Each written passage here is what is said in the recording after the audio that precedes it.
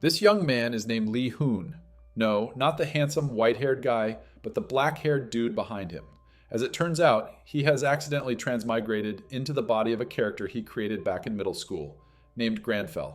But instead of becoming the character himself, as is common in other stories, he can only exist as a separate personality, tasked with helping Granfell develop his powers. What's more, ever since he died, the game world has materialized into reality. Vicious monsters have also begun to escape from it. You might think awakened ones would appear next, right? Well, you're wrong. Only those who previously played the game can gain special powers. Their strength is determined by the kind of character they created back then. However, the main character's awakening didn't go as expected. Because back in middle school, he wanted to create a cool and stoic type of character. He poured all of his cringy teenage ideas into Granfell. This indeed made Granfell aloof, but it also came with a host of extremely bizarre behaviors. Now, to survive, Lee Hoon must adapt and fight alongside this character in a new world. Right now, Granfell is looking at himself in the mirror, wondering why another pesky guy has appeared. The two stand there looking at each other. They speak in unison. The white-haired one says, Granfell Claudia Peus Romeo, and the black-haired one says, Lee Hoon. Granfell continues, heir to a prestigious family. Hoon is sweating bullets. He curses inwardly, I'm so screwed. His eyes turn pensive as his thoughts drift back to his younger self. It seems I've become a character I created 12 years ago, back when I was a sophomore in high school. Yes, a sophomore, that's right. Back then, a mischievous and excited Hoon was sketching a large man. Then the boy stood up, laughing heartily. It's finally done! Another noble version of me! The present-day Hoon watches his past self in fear from behind. That's a character I made during my rebellious phase. I ended up in this situation all because of that game. It was the game Akina Continental History, one of the best VR isekai games ever made.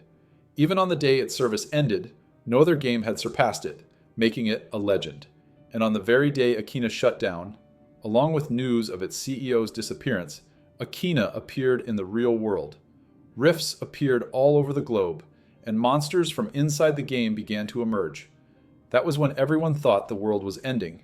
However, humanity was synchronized with their characters from the game. That's when the players appeared. Not only could they use skills from the game, but they could also use them to defeat monsters and save the world. Players quickly became heroes. Of course, I also dreamed of becoming a player. But I soon realized that even if I did awaken my powers, I could never become that famous. The cost to buy a VR login device was tens of millions of won, and even renting one cost hundreds of thousands per month. His father's apologies echoed in his memory. I'm sorry, his father would say, blaming himself. I thought I could at least let you kids play as much as you wanted. I'm sorry for being such a terrible father, my son. And with the bankruptcy of my father's company, Hoon's narrative continued. His older sister shouted, Dad, stop crying. Who cares if we can't play those games? I'm sure Hoon understands. His mother sighed. I'm the one who's worried. It's not your fault. His sister snapped, Oh, for heaven's sake! Now what's wrong with you, Mom? The young Hoon remained silent through it all. That's when I realized the harshness of reality. I had no choice but to give up on Akina early on. Back in the present, Hoon is pulling his hair out, sweating profusely. If I knew this would happen, I never would have quit the game. Because I haven't played in a whole year, my level and stats are absolute garbage. And even when I finally awakened, who would have thought I'd be reborn as a character I created 10 years ago? A level 55 floats above Granfell's head as he calmly sips his tea, while Hoon looks like he's about to have a meltdown. Granfell even remarks, looking at his teacup, Delicious. Hoon is dumbfounded. I'm going to lose my mind. Seriously. Granfell Claudia Apius Romeo, a character that I, Lee Hoon, created during puberty, and one I invested a lot of thought into. The story goes like this. Granfell was the heir to a noble family, but his family was slaughtered by a demon, leaving him as the sole survivor. To get revenge, he decided to become a demon hunter. It was a nonsensical, cringy story I made up, another persona I had in middle school, and now my dark, embarrassing past. Hoon bites his nails and grinds his teeth. Even though it was a fond memory in middle school, looking back on it as an adult is just pure, unadulterated shame. Granfell mocks him. Such nostalgic memories. Hoon covers his blushing face. Shut up, me, and stop talking in that weird way. What am I going to do about my job tomorrow? And with this way of speaking, how can I even function in society? He pictures the scene at work tomorrow. His boss yelling at him, Hey Hoon, what's with the hair? Looks like a light bulb. Are you a celebrity? Trying to be an idol? Hey, why are you looking at me so strangely? Did I say something wrong? Then Granfell would splash water in his boss's face. Hoon slumps in despair. No way, I'd get sued. Granfell says, A nobleman does not bow his head, even in the face of adversity. Hoon racks his brain. I can't believe it. Every word I say comes out completely different. Is this what it feels like to be a player and synchronize with a character? Most people say there's no major difference. Why is it like this for me? Anyway, in this state, I can't work anywhere. It looks like I'm forced to become a player. But besides my memories from 10 years ago, I don't remember much about Akina. He starts searching for articles online, his face serious. First, I need to do some research, since I have no idea what it takes to be a player. The amount of money high-level players earn from clearing rifts is in the hundreds of millions. However, that's meaningless information to me. All that money is earned by risking their lives on the battlefield, and life is always more important than money. Granfell's persona interjects, Granfell Claudia Peos Romeo has no desire for material wealth, for I have already tasted the pinnacle of riches. Hoon continues, For that reason, I'm not really interested in that stuff. That's why I need to look into the work of modern-day demon hunters. He searches. What's this? There are only 2 pages? Are demon hunters not active anymore? And if you exclude the 200-page wiki, the rest are just a few news articles. Something startles Hoon. A news article from Akina reveals that all demon hunters have been killed. What? The Oxen stronghold was destroyed? The only town where one could become a demon hunter, and the holy land for all demon hunters, Oxan. This can't be happening. So it's not that no one plays this class, but that the class itself has been completely wiped out. R.I.P. Demon Hunter. Of course, even 10 years ago, the Demon Hunter class wasn't anything special. Not only did it have terrible stats and difficult build paths, but its skills were also weak. And since leveling up by hunting monsters was too hard, players had to rely on quest experience to advance. However, when it came to fighting demons, no other class could compare. But because demons only appeared in Demon Hunter specific quests, and most of those quests were shameless grinds that forced players into a repetitive loop of demon slaying, most people considered it a pointless class to play. Some even called it a trash class. Hoon's narration continued. The Demon Hunter was even considered a useless class. But a useless class and a class that's impossible to level up are 2 different things. Who's going to give me the newbie quests now? This is bad. The skill instructor NPCs are all dead too. Hoon thought, is there any other information? He saw a summary of the Akina 4.62 update and a lively chat window. He leaned in, his eyes fixed on the screen. A notice from Ego Wagon caught his attention. New demon types have been added in this update. He leaned closer to read a different notification. Update. Notice. Akina History V8.1.1. Reality update complete.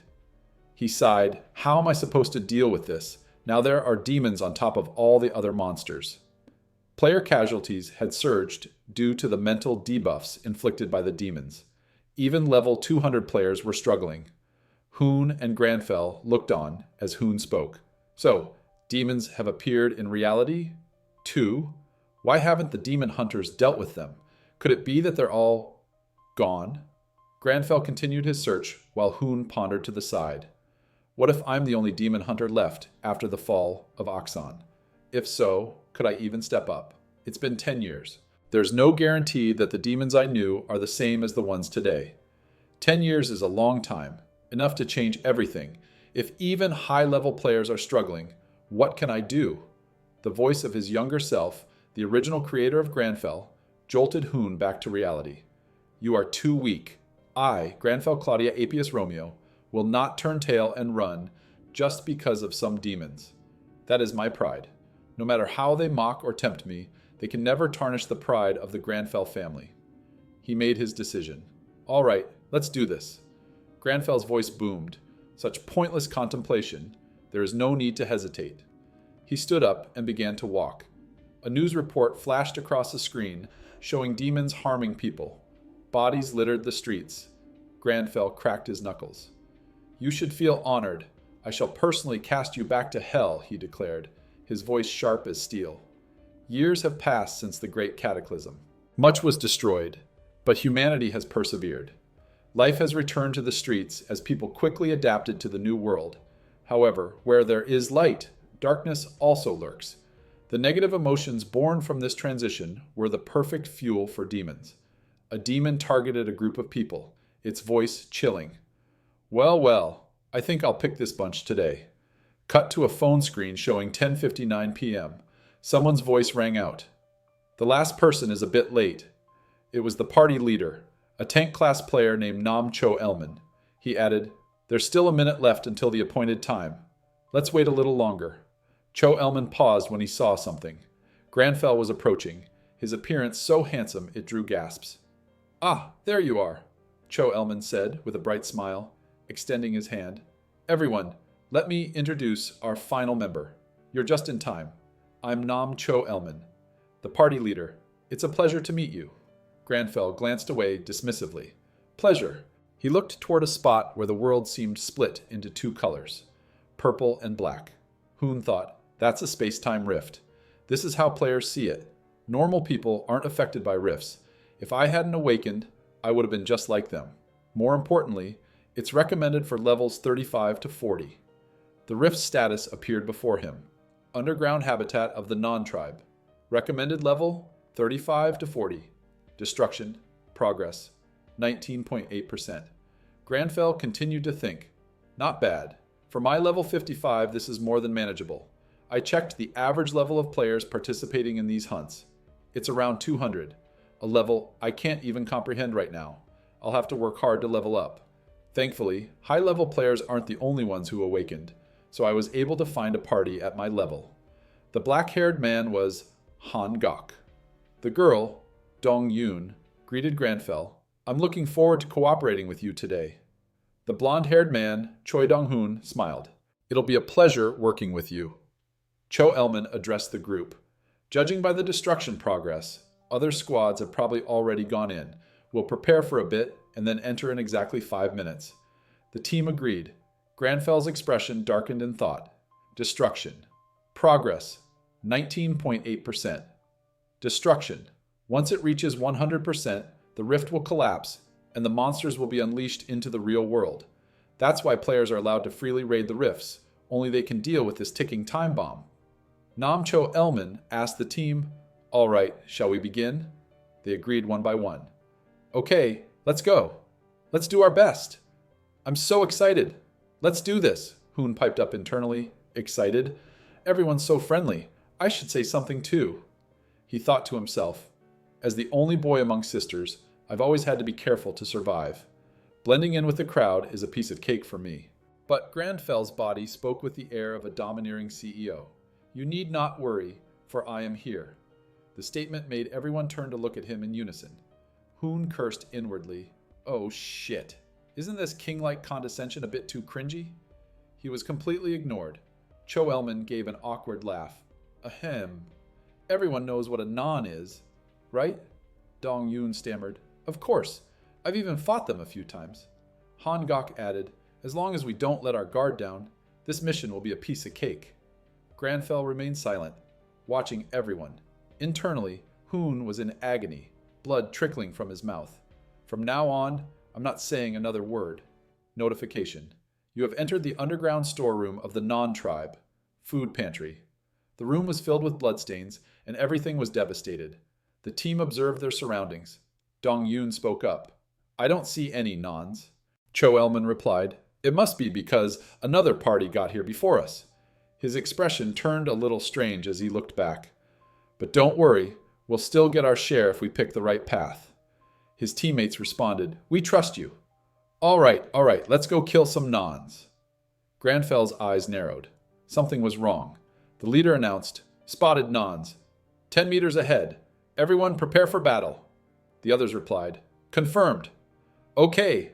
Cho Elman charged forward. Let's go. They followed, slightly stunned.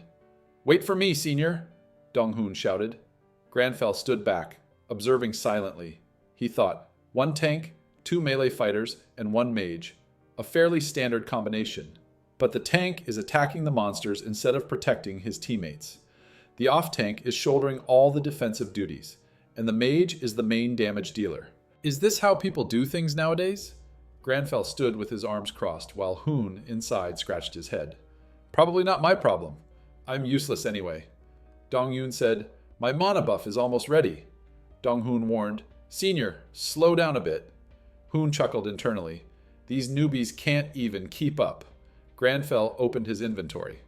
Right, the current problem is that I don't have any useful items. I should avoid combat until I find a suitable weapon. An arrow shot toward Granfell. With his quick reflexes, he realized what was happening and dodged to the side. Hordes of monsters with glowing red eyes were holding bows. He shouted a warning. Ambush! Behind the pillars! As he spoke, a barrage of arrows flew toward them. The team struggled to block the onslaught. Hangok gritted his teeth. There are too many. I can't block them all. An arrow pierced Dong-hoon's cheek, leaving a nasty scratch. You annoying bastard! Dong-hoon yelled at Cho Elman, who was standing still. Senior! Cho Elman! Help us! With red eyes, Elman calmly turned to look at him amidst the frantic screams. Senior! What are you doing? Get back here! Another party member warned. Dong-hoon! Watch out! A monster holding a large blade leaped up from behind him. Dong-hoon turned just as the blade was about to connect. An arrow, fired with immense power, shot through the monster, saving him. It was Granfell. Dong-hoon, his face pale and covered in sweat, looked at him. Granfell spoke coolly. It seems these beasts haven't been properly trained. It's not to my taste, but sometimes one cannot be a chooser. Thanks, Dong-hoon said, then muttered to himself, What's with the way he talks? While Granfell appeared calm on the outside, Hoon, on the inside, was wilting. I don't want to talk like this either. Hangok, while continuously fighting off monsters, reminded the team, 2 of them got past me. Watch your backs. Monsters charged toward Dong-yoon. She trembled, frozen in fear. What do I do? I don't know what to do. Granfell, drawing his bow, reassured her as he fired. Calm down. I will handle any that get close. Just prepare a powerful spell, even if it has a long casting time. Huh? Yes, Dong-yoon replied. Another of Granfell's arrows took down a monster. Dong-hoon, still fighting, yelled, How much longer? Almost there, Dong-yoon answered. She then shouted, I'm firing! Everyone, watch out! Fire rocket. Flames erupted from her magic circle. Explosions echoed continuously. Hangok and Dong-hoon shielded themselves from the smoke and dust. Is it over? He asked. Dong-yoon panted heavily. Are you okay? She asked Granfell. I'm fine. Look after the others, he replied, watching the charred monsters. Dong-yoon went to check on the other 2. Are you guys okay? Granfell thought about his expensive silver arrow. Can I get that back? She handed a potion to Hangok. Here, it's a healing potion. Drink it before more of them show up. Hangok took it. Thanks. Meanwhile, Dong-hoon, gritting his teeth, cursed at Cho Elman. Damn it! Are you insane? What the hell were you doing? He screamed. I could understand if you were distracted and missed something, but why were you just standing there, not helping at all? You led us into a goddamn trap. And you call yourself a frontline tank?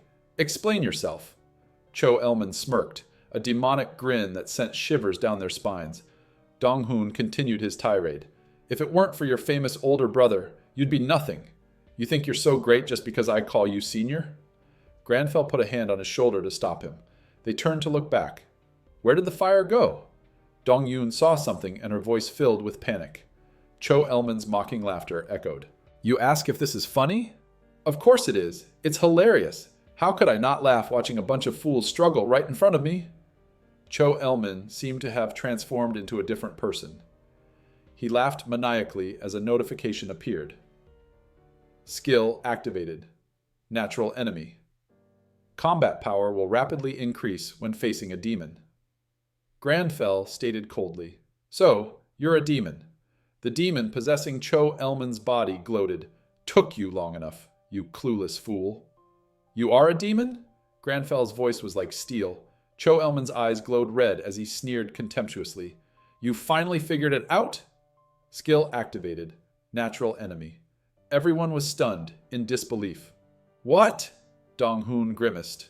Dong Yun looked at Granfell in fear. A demon?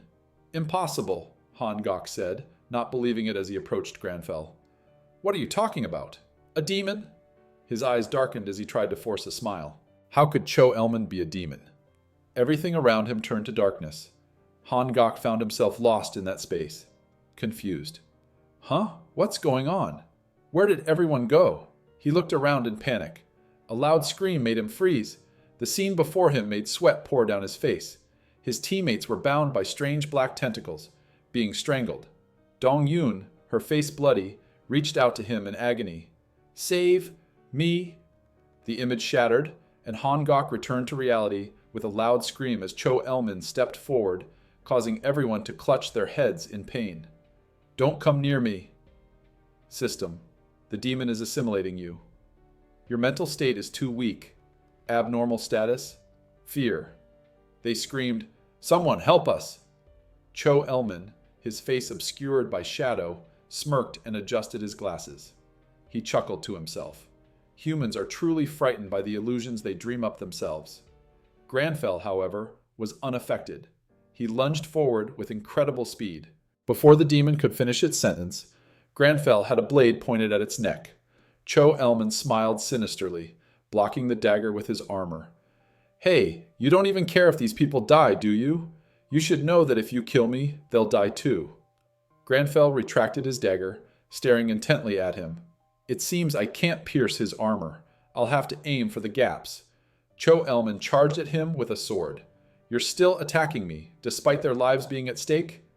Unfortunately for him, Granfell dodged. Skill activated. Natural enemy. Granfell raised his dagger.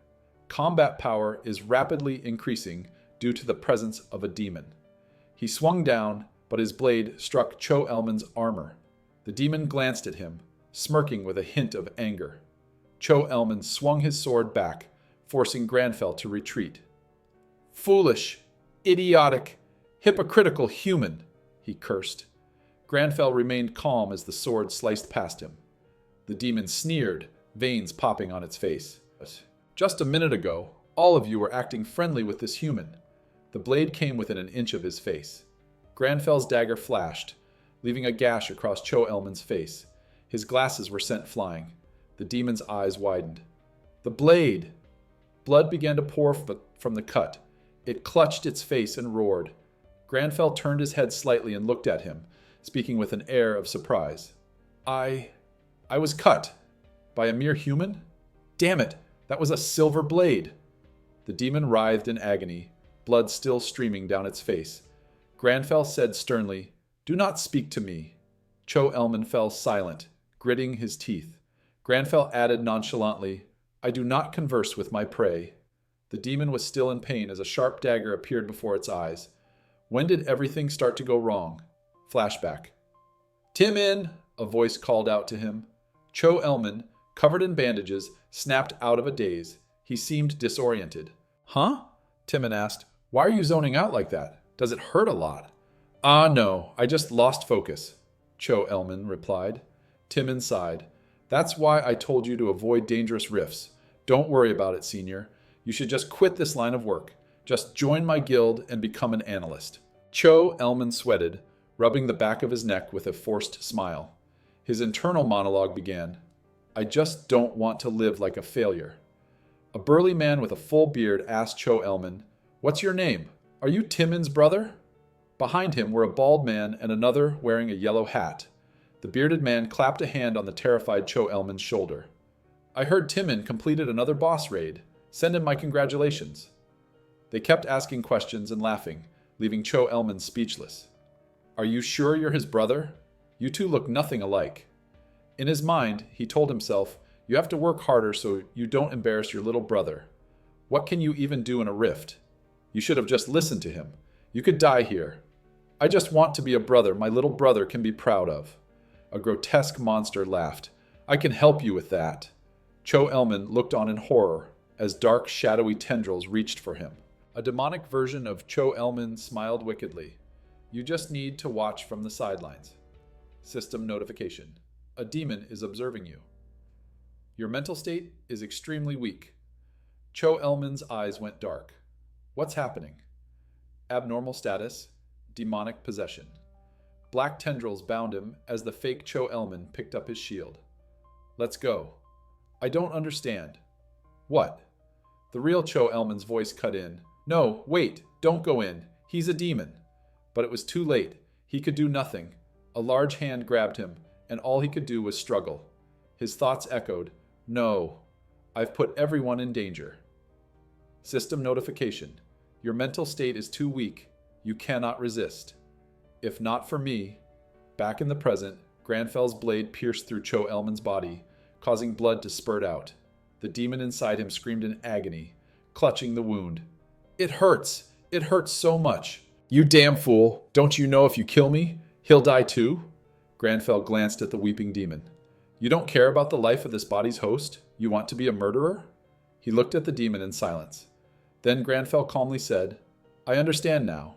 That is his pride. The real Cho Elman, from behind, tried to hold the demon back. What? The demon exclaimed. Granfell drew back his fist and threw a punch that flashed like lightning, striking through the demon's body. The demon's head snapped back in agony. That pride, Granfell said. I have received it. Nam Cho Elman's eyes opened again. This time he was back to normal. He sat up abruptly. There's a demon, he said, startling everyone. He touched his face in fear. Huh? I'm sure I was possessed. Senior Cho Elman, Dong Hoon shouted. Han Gok rushed to his side. Senior Cho Elman. Dong Yoon stood behind them, her eyes welling with tears. He looked at his trembling hands. I'm alive. But how? I was stabbed. Granfell's voice echoed. I told you, you have nothing to worry about. Cho Elman looked at Granfell's silhouette leaning against the wall. He continued, because I'm here. The negative emotions of humans are what give demons strength, Granfell explained to the listening group. Therefore, be proud and do not fear them. He held out his hand. A demon hunter's attacks only affect demons. Cho Elman whispered, Pride. Granfell's words, no matter how much time passes, I will never forget that reasoning. Granfell crossed his arms with a satisfied smile. Hoon appeared, checking the inventory. No items dropped. What a cheap demon. In a large corporate office, Cho Elman held up a summary report of the day's Rank 4 Rift Raid. The report read, one member was possessed, and it seemed the entire party was doomed. However, one incredibly strong member single-handedly defeated the demon. He lifted his teacup. You want me to believe this story? His younger brother asked, sitting across from him.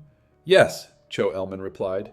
Even though I'm a guild master, his brother Tim-in said, recruiting someone based on an online post like this is a bit... The possessed party leader was me, Cho Elman said calmly. Tim-in's face darkened. The teacup he was about to drink from spilled. What? In a room guarded by 2 bodyguards, in a city full of skyscrapers, a loud noise was heard. What? Tim-in exclaimed, holding his teacup. You really want to give up being a player and become an analyst for Gion? You were so against it. Why the sudden change? It's hard to believe. Cho Elman smiled. Is it that hard to trust your older brother? I'm grateful, you know. Tim-in got a little angry. Stop mocking me. His brother continued to smile. I'm just kidding. Tim-in pointed a finger at him. Are you sure you're not kidding about becoming an analyst? Cho Elman set his teacup down on the table. No, I'm serious about that. He clenched his fist, thinking of Granfell's silhouette. I've realized my weaknesses and what my role is. I've always struggled to keep up with you, but now I'll think about my own pride and walk my own path. Cho Elman's determined expression and shining, steadfast eyes made Tim-in stare at him. Now I'm getting curious. I wonder what kind of person could change you this much. Tim-in was skeptical. And the fact that he hunted a demon? If the abnormal status effect didn't affect him, his mental resistance stat must be incredibly high. You also said he fought with a dagger instead of using magic. There are thousands of classes in Akina, but I can't imagine which one he belongs to. Considering those stats, I don't understand why he would choose to enter that rift in the first place. So you're saying you find this story hard to believe? Cho Elmin asked. But this time, just trust me. Humph, who said I don't believe you? I do believe you. You're a witness, after all, Timon replied calmly. Cho Elmin sat up straight. Humph. There was a hint of excitement in Timon's voice. Analyzing boss patterns, proposing guild management plans, and recruiting new members. Timon presented a sheet of paper. I got to where I am today, thanks to you, so, of course, I believe you. I even brought a contract. He continued with a warm expression. After all, you're my older brother, and a proud analyst for Gion. Cho Elmin, a little embarrassed, raised a finger to his face. Geez, you're making me blush. Thanks. Anyway, take a look at the contract. What do you think, Mr. Analyst? Timon said. Cho Elmin picked up the contract. Ah, all right. He adjusted his glasses and began to read it attentively. Suddenly, his expression turned serious, his face covered in sweat. What are these clauses? Cut to Granfel's house. He was brushing his teeth. Hoon behind him stared wide-eyed at the level 67 floating above Granfel's head. I leveled up. No, we leveled up. Hoon was on the side, excitedly looking at the character sheet. And not just that, we jumped 12 levels at once. Granfell, now washing his hair, said, Too little. Hoon analyzed. So the nons weren't worth much, but killing one little demon was enough for us to gain 12 levels. After their shower, they both stepped out of the bathroom. Granfell dried his hair. I, Granfell, do not care about the name of that monster, he said. Hoon hummed happily. Me neither. Now, how should I distribute these stat points? He adjusted the towel on his head. All right, I'm too tired right now. I'll lie down and think about it later. Granfell suddenly froze, staring in a certain direction. He was looking at the bed. That is a message, he declared, leaving Hoon bewildered. Suddenly, Granfell, dressed in cleaning clothes, opened the window. A clean environment will bring a clear mind. Hoon slumped, his hand outstretched, screaming internally, Please, just let me rest for a bit. As the sun set, a pot of soup was simmering in the kitchen. Chopped vegetables were scattered on the counter. Granfell took a bowl of water and tasted it. His face lit up. A healthy flavor? Hoon, looking like he was about to die, thought, right, this is Granfell's personality. He always stuck to a schedule and practiced self-control. Watching him wash the dishes, Hoon reflected, I guess I've learned something from this too. The traits I gave Granfell have been applied to my real life, from my work ethic to my level. I used to just lie around after a shower and wait for food delivery. But thanks to him, my lifestyle has become much healthier. And what about his talents? Granfell doesn't just have one. He has a talent for magic and can replicate a spell after seeing it only once. He's also highly intelligent and incredibly strong. Granfell wrote on a piece of paper. Granfell, Claudius Romeo, intelligent, magical aptitude. Physical aptitude. He admired his own work. Well, that's how it is. Granfell swept his hair back, his handsome face radiant. Hoon stood behind him, looking drained. I wrote down everything good I could think of. In any case, since those traits have been applied to reality, I think I need to test them. Hoon stood behind Granfell as he picked up his phone. A message had arrived from Nam Cho Elmin. Hello, Hoon Nim. This is Nam Cho Elmin, the leader of yesterday's Rift Raid. How are you doing? I'm writing to... The message stopped there. Granfell scoffed. A message from Cho Elmin? Why is it so long? The message was an invitation for Hoon, or rather Granfell, to join their party. He thought, I don't know much about this, so I can't join right away. Hoon typed out a reply as if he were mind-controlling Granfell. Well then, it's time to test it. The thing I'm going to test is the ability to replicate a spell after seeing it just once. Granfell's hands started typing on the keyboard. Magic spells. The search bar produced numerous results. Hoon watched as videos of magic spells appeared. Granfell picked up a pen, ready to take notes. Elsewhere, Cho Elmin and Timon looked disappointed at something. It was a phone screen displaying a long, rambling message inviting Hoon to join their guild, only to be met with a one-word reply, No. Cho Elmin was dejected. It's no good. Did another guild already invite him? He wondered aloud. Hearing this, Timon snapped, Another guild? Who would dare? He was furious. The number one guild in the nation, Gion, offered him a house, a car, waived all fees, and a 9.5 to 0.5 profit split. Is there any other guild that can offer better terms? Cho Elman took a sip of water. I'm not sure, he replied. After the Mage Tower appeared in Seoul, foreign guilds have also been establishing branches here. What? Who? Who dares to set foot in my territory? Timon roared in frustration. Even if it's not a foreign guild, it could be one of the top guilds in Seoul, Cho Elman suggested. Timon jumped to his feet. I can't let this slide. No guild can make a better offer than I did. This is a contract that even the higher-ups at Gion haven't seen. He threw on his coat. I can't let him go. Tell me what he looks like. What? Why? Cho Elman asked. I'm going to bring him to the guild before anyone else snatches him up. Tell me everything about him, Timon said hastily. Cho Elman began to describe him. His appearance is handsome. He hesitated. What? You could describe a mythical creature more easily than that, Timon complained. Cho Elman's mind clicked at the mention of a mythical creature. That's it. He looks like a nobleman from a fantasy novel. Timon was stunned by his words. Cho Elman added, a truly noble and elegant appearance. Meanwhile, Granfell was watching videos and taking notes, both of their faces tense. Hoon thought, I see. I can understand the basic foundations of magic. I'm sure I can use them if I have enough mana, as expected of Granfell. Who cares about your past? Even if you're a product of my rebellious phase, you're still the greatest genius. Hoon gave Granfell's head a thumbs up. Granfell calmly sipped his tea. How rude. Granfell looked on helplessly as Hoon cheerfully opened the character menu. Anyway, now I'm sure I can use these things. It's time to distribute the stats. I don't know just how talented Granfell will be, so I'll prepare for all possibilities. 2 points into strength and agility. I'll put 7 points into mana since it's so low. Suddenly Hoon recalled the page he had written in English. The last survivor of the Granfell family, Claudia Appius Romeo, has chosen to walk the path of a demon hunter to avenge his clan. He fell silent. Why am I suddenly remembering that? Even though it's just something I wrote, it's such an unlucky life. Hoon smiled and moved his hand toward the luck stat. This is for my sake and for Granfell's. You're going to have a tough time from now on. Lying in bed, Granfell looked at the stats menu. I just raised my luck from 1 to 2, but that means I'm twice as lucky now. Who knows? Maybe I'll find money on the street tomorrow. He closed his eyes and slept. The next morning, he was surprised. Both of them stared at the character menu in the mirror. This is even better than finding money, Hoon said excitedly. Class Quest. Quest. Name. The counterattack begins. After Akina became a reality, quests became rare. The reason was simple. There weren't many NPCs in the real world to give out quests. Granfell sat at his desk using the computer.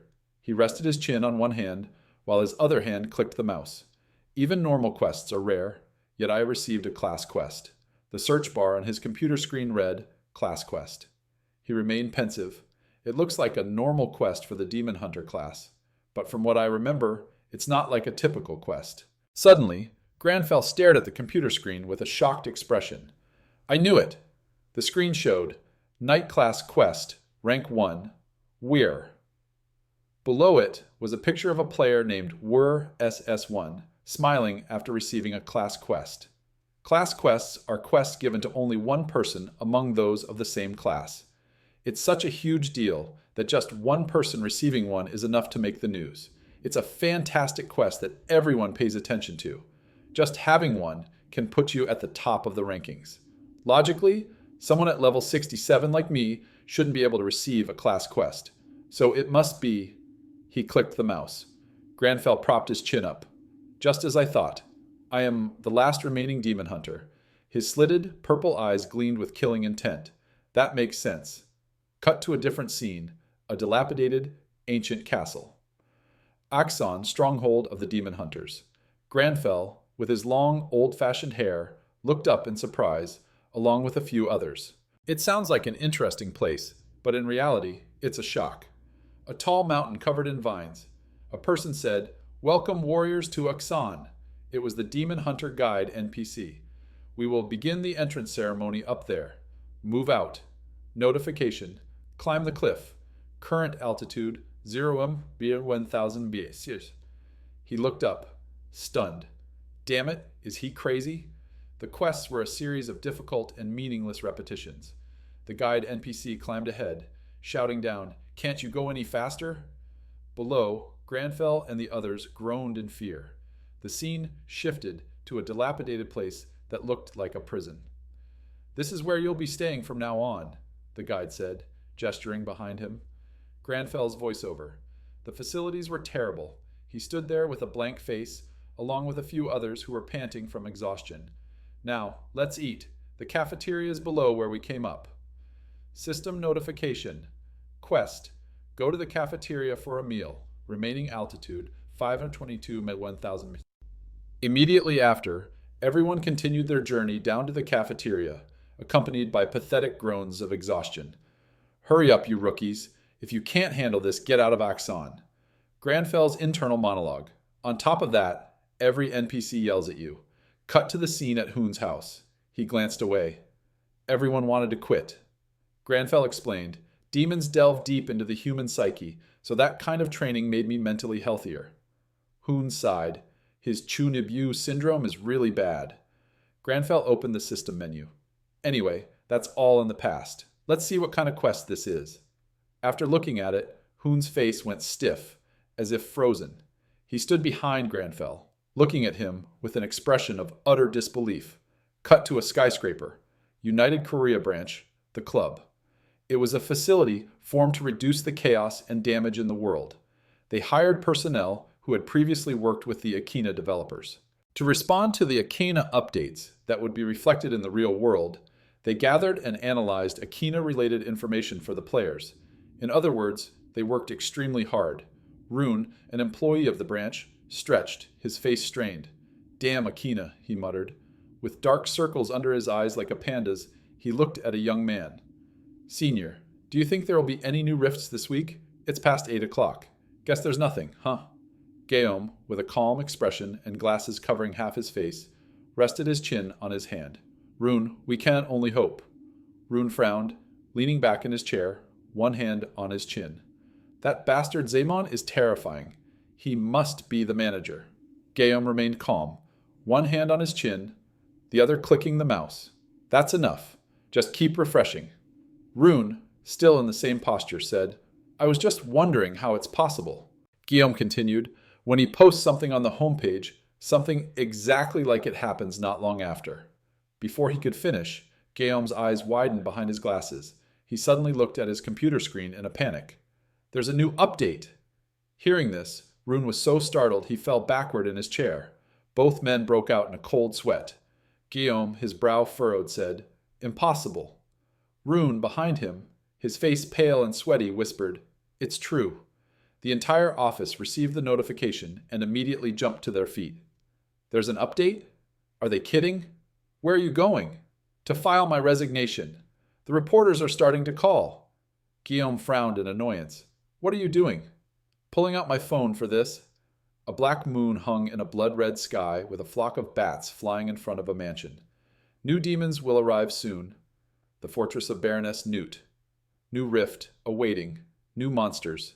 Demons. Their power is astonishing. Bloodthirsty thug, level 230. Bloodthirsty monster, level 230, 250. Baron Ashura's soldier, level 300. Baron Ashura's knight, level 350. New named monster, Baron Ashura, level 430. Guillaume slammed both hands on the table, his face a mask of disbelief and horror. Rune was no better, one hand on his hip, staring at the screen, his face pale with terror. Level 430. The number one player right now is only level 403. This isn't an update for humans anymore. He looked at his senior with a helpless expression. "I think it's too difficult, even if all the players..."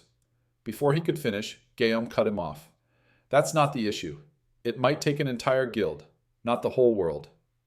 On the computer screen was an image of Baron Ashura next to a chat window. Rune asked, "What about the Mage Tower? What if we get help from those NPCs?" Guillaume replied, "The NPCs in the tower won't do anything unless the tower itself is threatened. They won't lift a finger during a time like this."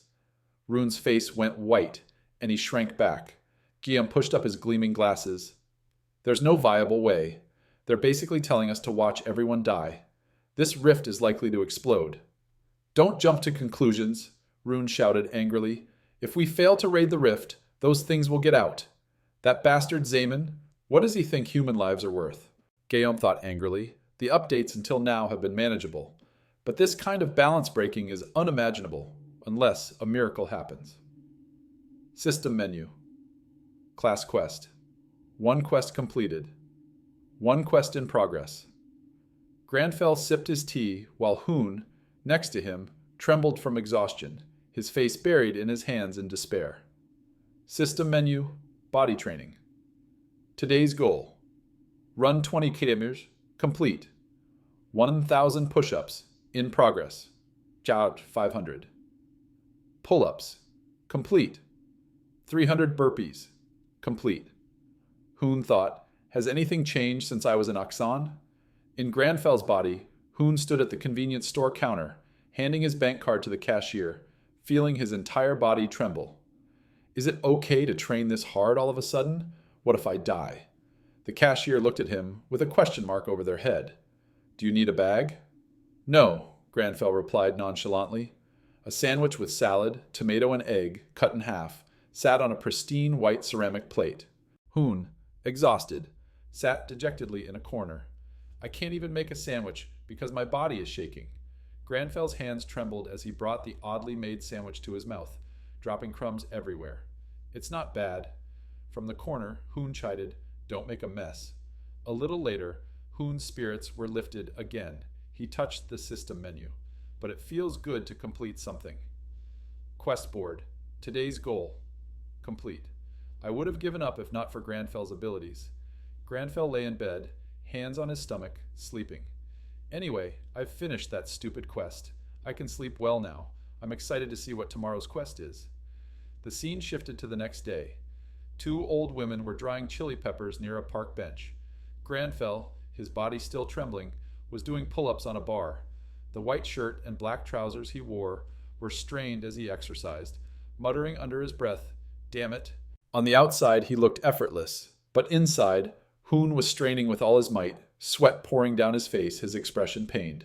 The quest board for today was identical to yesterday's. Hoon gritted his teeth. Repeating quests? Are they insane?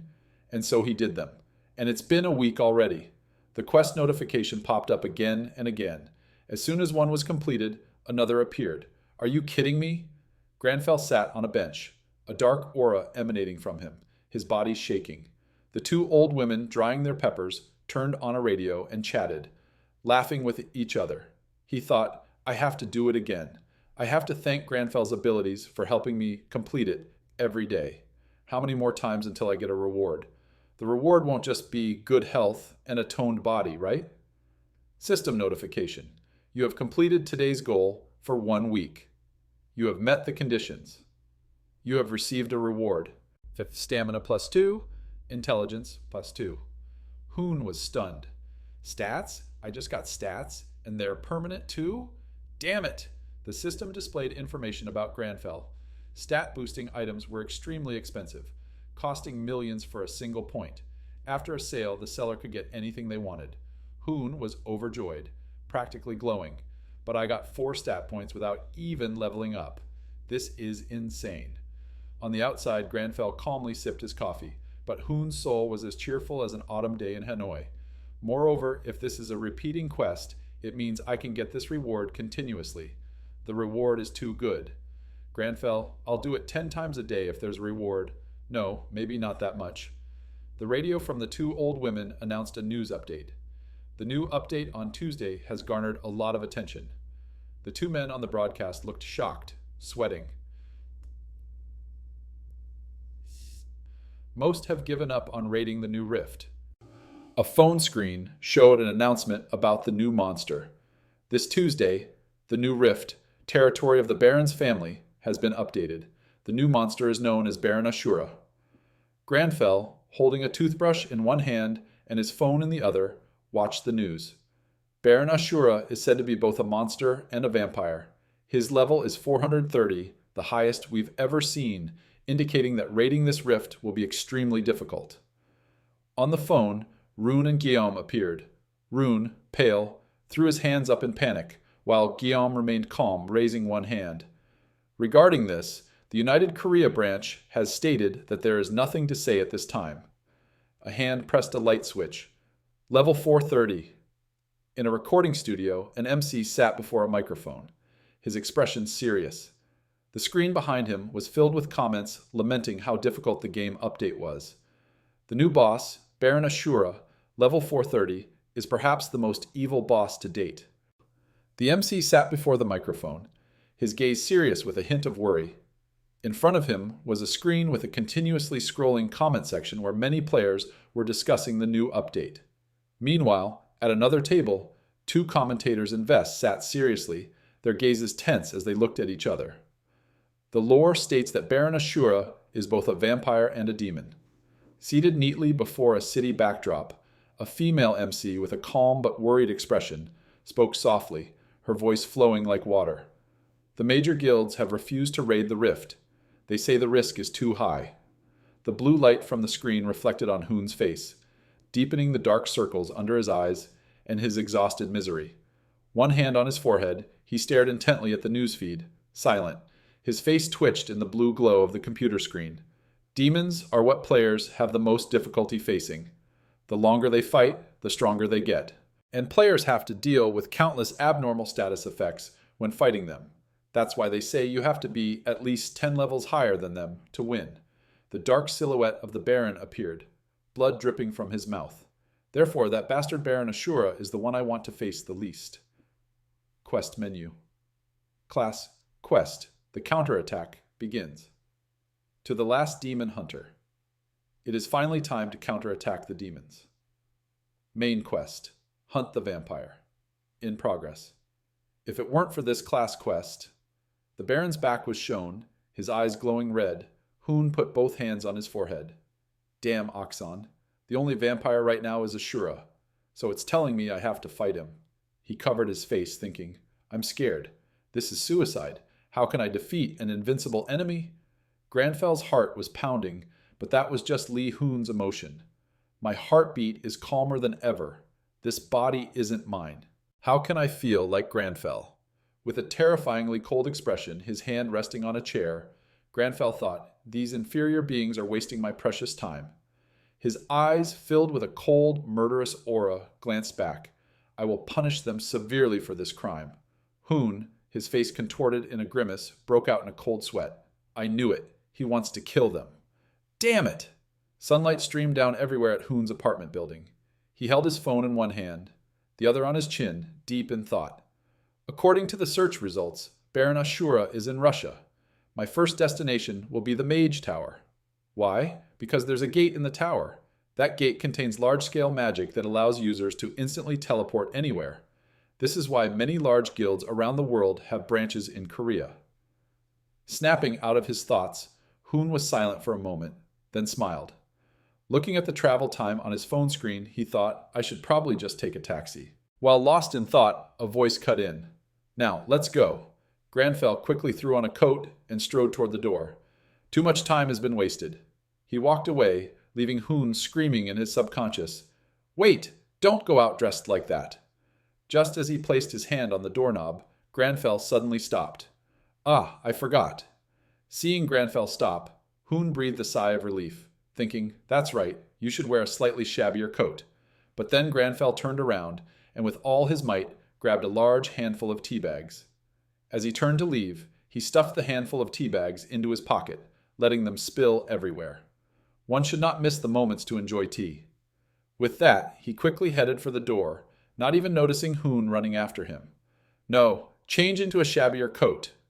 Cut to the base of the Mage Tower. A large crowd had gathered, including reporters conducting interviews. The MBS news crew was busy setting up. A cameraman hurried. Quickly, put it back there. Another person was carrying heavy boxes. This goes in the truck, right? Someone else was on the phone nearby. He's coming there today. What? What do you mean? Where? The Mage Tower. Nearby, reporter Yon-ho started to pay attention to the conversation. Looking around, Yon-ho marveled, there are so many reporters. Do you think the Jeon Guild will really come? The man on the phone didn't turn around. It's possible. A new rift has appeared in Russia, behind the Mage Tower. Why don't they just take a plane? Yon-ho continued to trail behind him. They're players, so they use the magic gate to get to Russia. It's common. The other man continued with his back still turned. But only a few players can use the magic gate. Plus, it consumes a lot of mana. As he was speaking, the man suddenly stopped, a flash of surprise in his eyes. In the distance, a group of people stood out in the crowd. One was holding a massive sword. 3 others followed behind. The surprised man immediately ran towards the prominent group. They're here! It's the Geon Guild! Hurry up! On the other side, a swarm of reporters rushed towards the group, bombarding them with questions. Guildmaster Nam Timin, I'm a reporter from KBC. Please say a few words. Are you on your way to conquer the new rift? Do you intend to share information about the new rift with other guilds? What's the reason for you to set out before other guilds? In the jostling crowd, Yon-ho managed to squeeze halfway through, one hand holding a recorder forward, the other trying to push people away. Guildmaster Namin, I'm Lee Yon-ho, a reporter from MBS. Has your Geon Guild found a way to fight Baron Ashura yet? Seeing the struggling crowd, Namin gestured for everyone to calm down. Please, interviews later. Before he could finish, Timin's laughter burst out. Timin raised his sword-wielding hand and toyed with a strand of his hair. I'm so sorry, but I still don't know how to defeat Baron Ashura. We'll make a plan once we've entered the rift. Timin continued, not noticing Namin's expression change behind him. Guildmaster. The surrounding reporters were somewhat stunned by the unexpected answer. Timin continued, the reason we're setting out before other guilds? To beat our competitors, of course. What else? Share information with them? No. There was no expression on Timin's face. They might request it, saying it's necessary to maintain world peace. If they really want to fight for peace, shouldn't they drag themselves to the rift instead of cowardly watching from afar? Hearing these words, Yon-ho was a bit surprised and stood there dumbfounded. Suddenly, someone in the crowd of reporters shouted, causing Yon-ho to turn his head. Oh, it's the Shining Guild! What are you doing? Go get the equipment. On the other side, a group of people in sleek attire stepped out of a black car, causing a frenzy among the reporters. Camilla, please look this way. Lox, the brilliant guildmaster, please look at us. While the reporters were clamoring, Lox, Guildmaster Lox, please look in this direction. A man in a polite black suit looked towards Lox and gestured courteously. Guildmaster, it's too crowded, so I think we'll have to walk. Hearing this, Lox didn't make it difficult for the man. All right, thank you. The Shining group walked forward. D, walking behind Lox, wondered, is that the Geon Guild? His statement was so rude. Lox, without turning his head, replied, he must be impatient. All the major guilds came to Korea because of the Mage Tower, so the Geon Guild's position has been plummeting. His words made it seem like the two guilds, though in the same place, were worlds apart. Lox continued, he must be betting everything on this expedition. On the other side, Timin remained silent, resting his hand on his sword, looking towards the Shining group. Seeing this, Namin only dared to look at him from behind. Seemingly aware of Timin's worries, Namin broke the silence. Don't worry, we'll take it one step at a time. As long as we do our best, it'll be fine. As he spoke, he placed a comforting hand on Timin's shoulder. Seeing this, Timin smiled. Oh, you're so reliable, big brother. Anyway, about that Hoon guy, you said you contacted him again, right? The two of them chatted as they walked. Hearing Timin's question, Namin could only scratch his head in embarrassment. About that. I changed some of the conditions and contacted him, but I haven't heard back yet. Seeing his confused expression, Timin turned to him. You said he's very strong. Is it possible he'll try to conquer the rift this time, and we'll meet him at the Mage Tower? On the other side, on a crowded public bus, Granfell held onto a handrail with one hand and his phone with the other, watching intently. The sound from the video on his phone played along with the movements on the screen. Now, a level 300 player is trying it. Fireball. Amazing. As he watched the movements on the screen, he thought, this is the 100th magic video I've watched. Now I completely understand it. He was deep in thought. There are 3 levels to practicing magic. Sensing mana, interfering with mana, and then using it. Suddenly, a bright red flame ignited in the palm of Granfell's hand. The flame grew larger, startling the person sitting across from him. There was a flash of surprise on his face. Hearing the commotion behind him, the driver, with his hand still on the steering wheel, turned his head slightly and warned, "Hey, young man, don't use skills on the bus. It's dangerous." At that moment, Hoon appeared, embarrassed. "No, I don't know to what extent I can control it. I'm sorry. I'm sorry. Please forgive me." Granfell ignored Hoon's rambling and clenched his fist, extinguishing the flame, leaving a wisp of smoke in the air. "I can completely control this flame, but I will stop so as not to frighten the other passengers." Seeing Granfell's dramatic flair, Hoon could only sigh. "Can you stop trying to act cool?" Granfell swiped his finger across the control panel, selecting an option. He thought, "Anyway, I've learned skills by watching videos. I'm a little worried about the skills I have, but they're also useful." Suddenly he froze, a flicker of surprise in his eyes. The skills that appeared on the control panel surprised him. "Huh? No magic skills? When I learned it, it usually appeared on the right side of the status window." He stood there, stunned by the information he had just received. Just then, the bus stopped at a stop on the side of the road. "What's this? Bugs?" A little later, he was standing, looking up, one hand running through his hair at the Mage Tower. Inside, Granfell's eyes scanned the scene before him, thinking, "This is the Mage Tower. The inside looks so different from the outside world." He then looked up. In front of him was a large gate from which a mysterious blue light was swirling. He couldn't help but think, "This is the gate." Suddenly, Granfell saw something from within the gate. His eyes widened in surprise. "What is this?" "A vague feeling, but it feels like I can use this gate's spatial magic myself. In fact, it seems easier than the fire spell from before." Granfell then reached his hand towards the gate. Suddenly, a man carrying a pile of things on his shoulder bumped into him without noticing.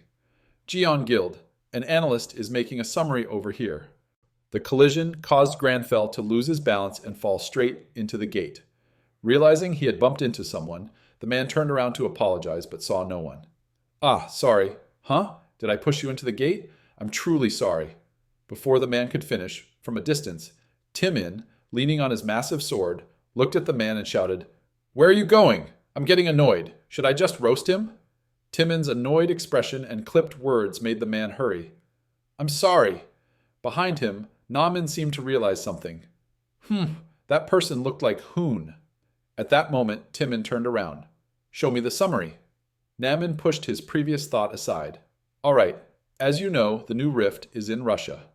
As he explained, he clicked the remote, projecting an image of 3 circles. He continued, "The rift looks like this. The outer ring is the outer region rift, and there are hundreds of entrances there. The inner ring is the Baron's domain rift, with about 30 entrances." He stood in front of the screen.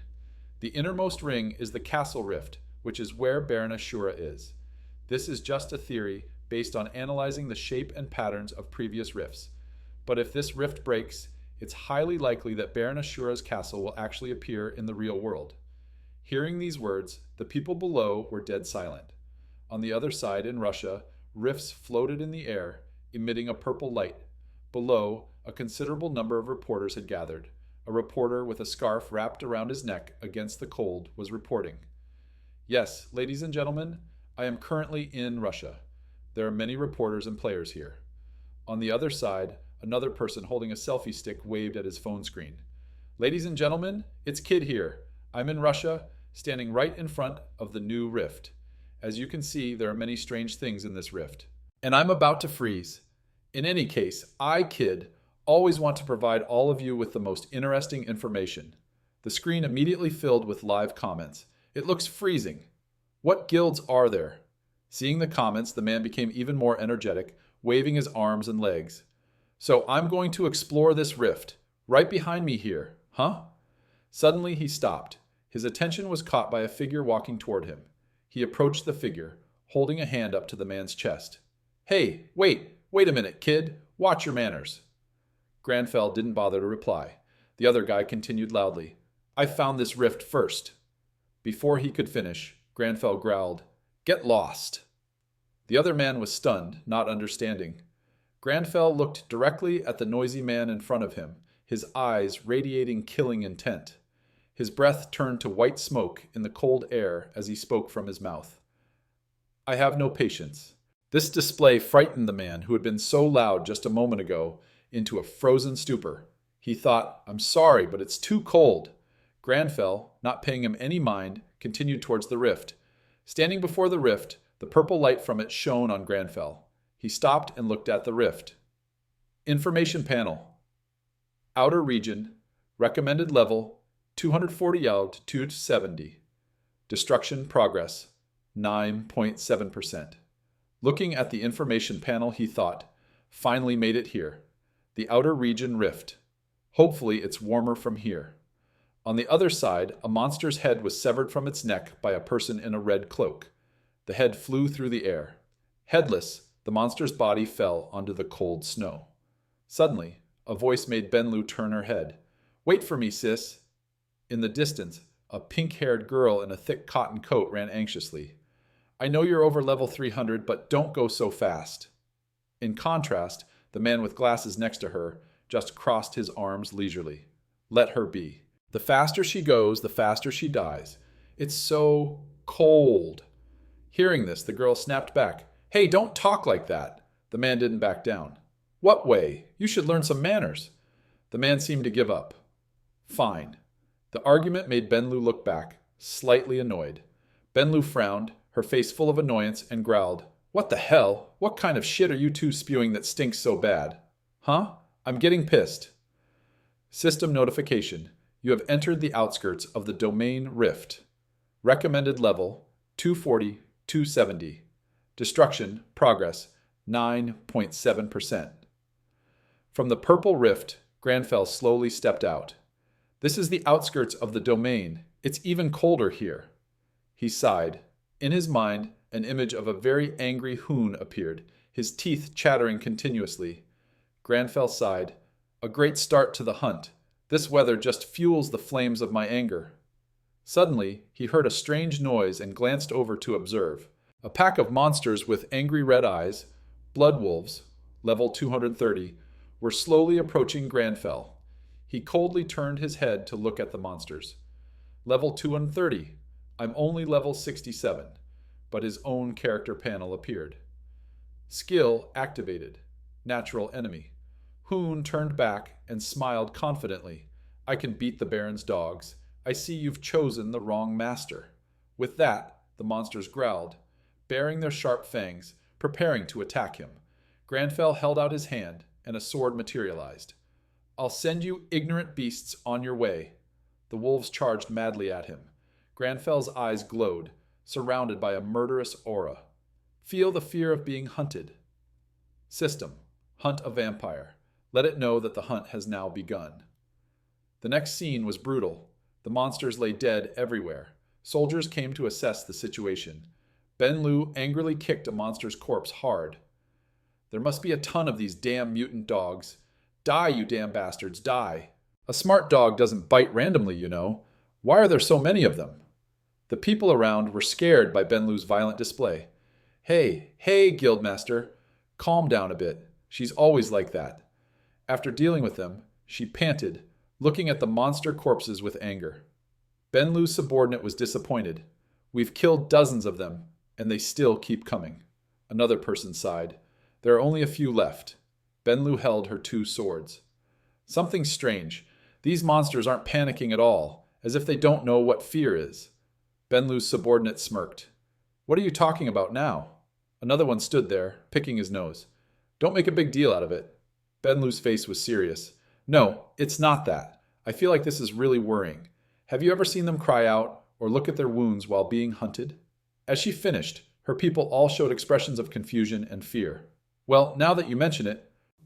Suddenly, there was a strange sound from behind Benlu. That howl wasn't a normal howl. It sounded as if they were scared. Everyone became anxious upon hearing the strange sound. "When we hunt them, they don't even make a sound. What's going on?"